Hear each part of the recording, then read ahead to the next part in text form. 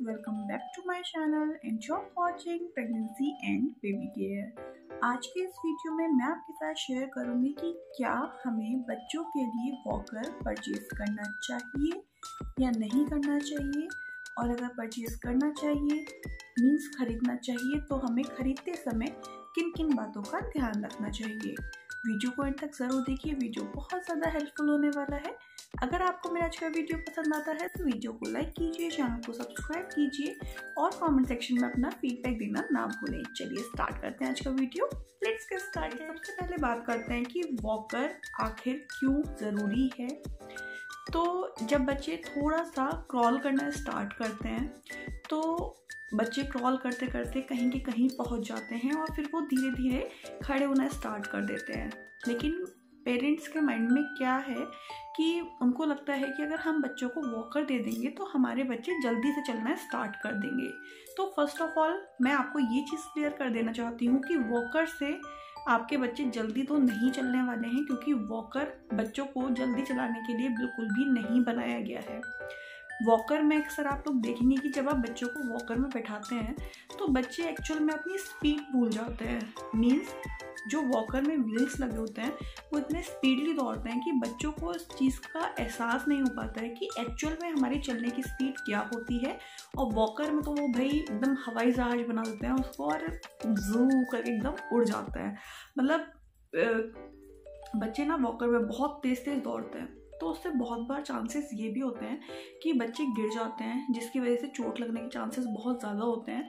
और इसी वजह से बहुत आर्टिकल्स में और बहुत जगह आप लोगों ने पढ़ा होगा कि हम लोग को वॉकर अपने बच्चों के लिए परचेज नहीं करना चाहिए। तो अब इस चीज़ पर मैं अपनी पर्सनल राय देती हूँ।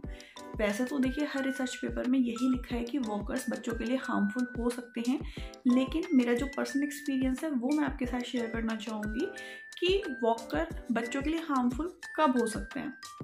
देखिए, किसी भी बच्चे को किसी भी चीज़ में डालने से पहले या तो आप बच्चे को स्ट्रोलर में बैठा रहे हैं, या फिर आप बच्चे को वॉकर में बैठा रहे हैं, या फिर XYZ आप बच्चे को चेयर पर बैठा रहे हैं, मीन्स कहीं भी बैठा रहे हैं, तो डोंट थिंक कि आपने बच्चे को इसमें बैठा दिया, now you are a tension free mother, now you are tension free. Don't think that कि हमने बच्चों को बैठा दिया है, येस वो तो सेफ ही है और हम अपने काम में लगे हुए हैं और हम बच्चों को ध्यान ही नहीं दे रहे हैं। तो अगर आप ऐसा कुछ सोच रहे हैं कि हाँ ठीक है वॉकर में डाल दिया, मैं अपना काम कर लूँगी और ये तो चलो वॉकर में अपना घूमता रहेगा मेरा बच्चा, कोई दिक्कत नहीं है, काम भी हो जाएगा, तो डोंट थिंक सो गाइज। अगर आपकी मेंटेलिटी ये है then please don't buy the walkers.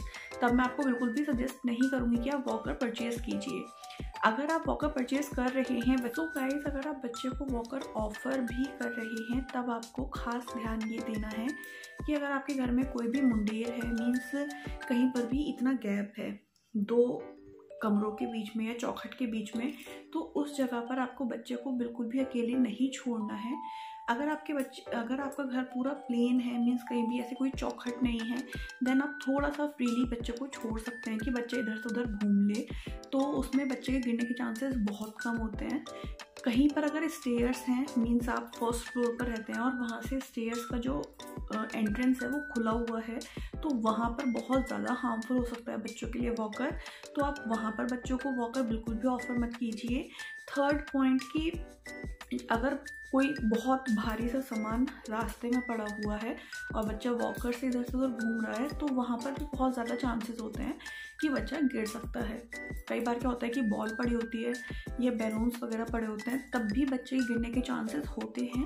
तो अगर आप अपने बच्चे को वॉकर ऑफर भी कर रहे हैं देन प्लीज़ गाइज इन छोटी छोटी चीज़ों को ध्यान रखिए कि आप बच्चे को अंडर ऑब्जर्वेशन ही वॉकर में डालिए। मीन्स अगर आप अपना काम कर रहे हैं और आपने बच्चे को वॉकर में डाला हुआ है तो आप उस पर अपनी निगरानी बनाए रखिए, ताकि बच्चा कहाँ जा रहा है, कितनी दूर चला गया, कैसे चला गया, वो सब कुछ आपकी निगरानी में होना चाहिए, अंडर ऑब्जर्वेशन होना चाहिए, ताकि बच्चे को कोई भी नुकसान ना पहुँचे। मैं अपना पर्सनल एक्सपीरियंस शेयर करती हूँ कि जब मैंने अपनी बच्ची को वॉकर ऑफ़र किया देन मैं उसको कैसे टेक केयर करती थी। फर्स्ट ऑफ ऑल मैं आपको बताती हूँ कि मैंने वॉकर परचेज़ ही क्यों किया। मैंने भी बहुत सारे रिसर्च पेपर्स पढ़े थे, जिसकी वजह से मेरा भी जो माइंड था वो कहीं ना कहीं ऐसे सेट हो गया कि मुझे वॉकर ख़रीदना ही नहीं है, क्योंकि वॉकर जो है वो बच्चों के लिए हार्मफुल हो सकता है। बट फिर पेरेंट्स के कन्विंस करने पर और 1-2 फ्रेंड्स के कन्विंस करने पर मैंने फाइनली वॉकर परचेज़ किया।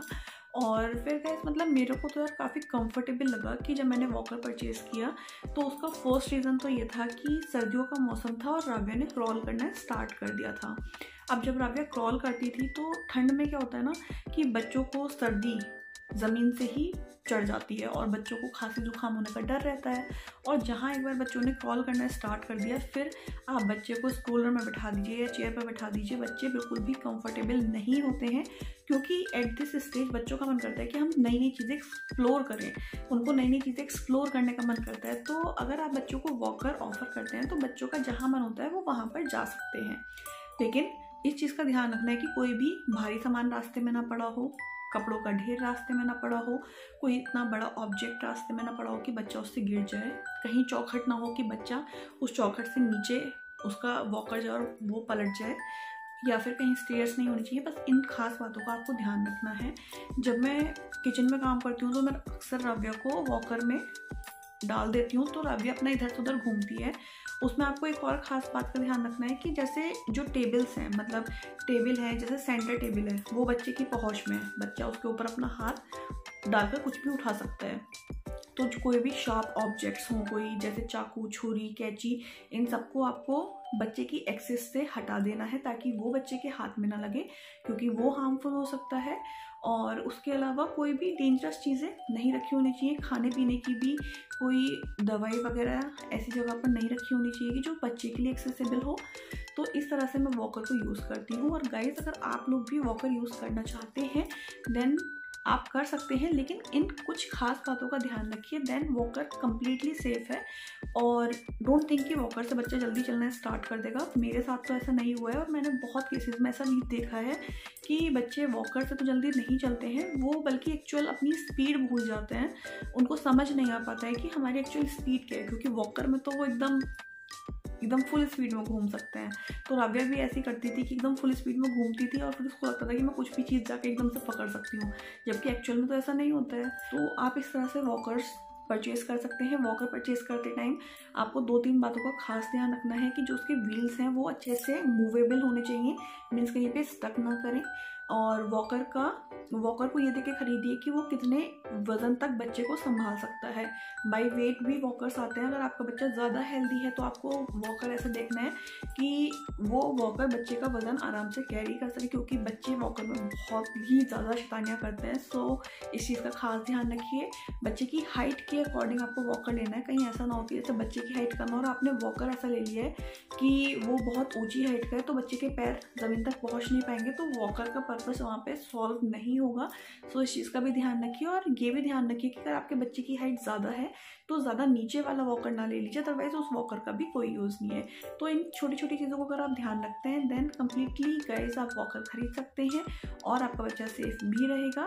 It's my personal choice. अगर आपकी इच्छा हो ये सब चीज़ें सुनने के बाद, फॉलो करने के बाद, देन येस गाइज आप वॉकर परचेज कर सकते हैं, अदरवाइज आप स्किप भी कर सकते हैं। आई होप कि इस वीडियो से आपकी हेल्प मिली होगी, क्योंकि यहाँ पर मैंने अपना पर्सनल एक्सपीरियंस शेयर किया। यहाँ पर जो भी मैं कुछ प्रोडक्ट्स का रिव्यू शेयर करती हूँ या कुछ चीज़ें बताती हूँ तो ये सब कुछ मेरा पर्सनल एक्सपीरियंस है, तो वो ज़्यादा अच्छे से आपको कोई चीज़ समझा पाएगा। जो चीज़ हमने एक्सपीरियंस की है वो मैं आपके साथ शेयर कर रही हूँ। मेरी बच्ची अभी 13 मंथ्स की हो चुकी है and now she is not using walker. जैसे बच्चा खुद से चलना स्टार्ट करता है ना तो बच्चा वॉकर यूज़ करेगा ही नहीं। तो वॉकर की लाइफ स्पैन आप मान सकते हो कि 9 to 10 मंथ से लेकर 13 to 14 मंथ्स तक, है ना, बस वहीं तक बच्चा उसको यूज़ करता है। मीन्स 4-5 महीने ही बच्चे को यूज़ करना है, तो उसी के अकॉर्डिंग आप उसमें इन्वेस्ट कर सकते हैं। आई होप ये वीडियो आप लोग के लिए हेल्पफुल रहा होगा। वीडियो पसंद आए तो लाइक, शेयर, सब्सक्राइब करना ना भूलें और मुझे कमेंट्स करके बताएं कि और कौन कौन से प्रोडक्ट्स के रिव्यूज़ आप लोग चाहते हैं, ताकि मैं उन टॉपिक्स पर वीडियो बना सकूं और आप लोग की हेल्प कर सकूं। इस वीडियो को न्यू मॉम्स के साथ शेयर करना बिल्कुल भी ना भूलें, उन लोग की भी हेल्प कीजिए। हम मिलते हैं अपने नेक्स्ट वीडियो में। Until then bye bye and take care.